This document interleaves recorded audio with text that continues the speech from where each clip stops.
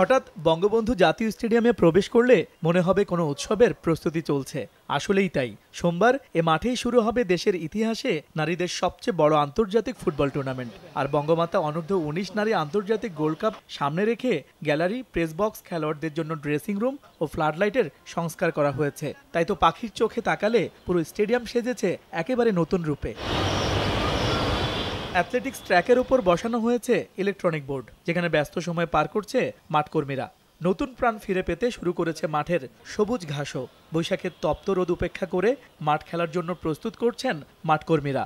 আন্তর্জাতিক টুর্নামেন্টে সে মানেরই মাঠ উপহার দিতে চেষ্টার কোনো কমতি নেই কারো। বঙ্গমাতা আন্তর্জাতিক নারী ফুটবল শুরু হতে যাচ্ছে। আমরা এই ব্যাপারে স্টেডিয়াম আমরা সম্পূর্ণভাবে প্রস্তুত।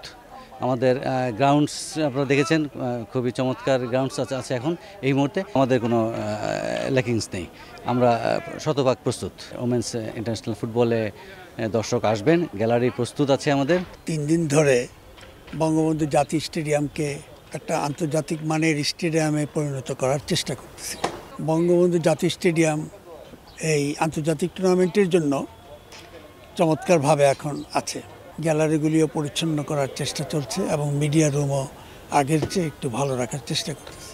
এদিকে বঙ্গমাতা আন্তর্জাতিক গোল্ড কাপ টুর্নামেন্টের নিরাপত্তার বিষয়টি গুরুত্ব দিয়ে দেখছেন আয়োজকরা। সেই সাথে আসর সফলভাবে আয়োজন করার ব্যাপারে আশাবাদ আয়োজক কমিটির চেয়ারম্যানের। আমাদের 7টা কমিটি করেছি, সিকিউরিটি কমিটি থেকে শুরু করে আপনার আদার যে কমিটিগুলো করা লাগে সেগুলো করে তারা নির্ভীকভাবে কাজ করে যাচ্ছে। আমাদের এই টুর্নামেন্ট অনেক সাকসেসফুলি আমরা এটাকে শুরুও করতে পারবো এবং একটা সুন্দর প্রতিদ্বন্দ্বিতামূলক টুর্নামেন্ট শেষ হবে। তার স্টেডিয়ামের ভেতরের আয়োজনের পাশাপাশি বাইরেও শোভা পাচ্ছে টুর্নামেন্টের ব্যানার ও ফেস্টুন। সব মিলিয়ে বাংলার জয়িতারা প্রতিটি ম্যাচে নিজেদের সেরাটা দিয়ে দেশের জন্য গৌরব বয়ে আনবে, এই আশাই সবার। দীপু, সময় সংবাদ, ঢাকা।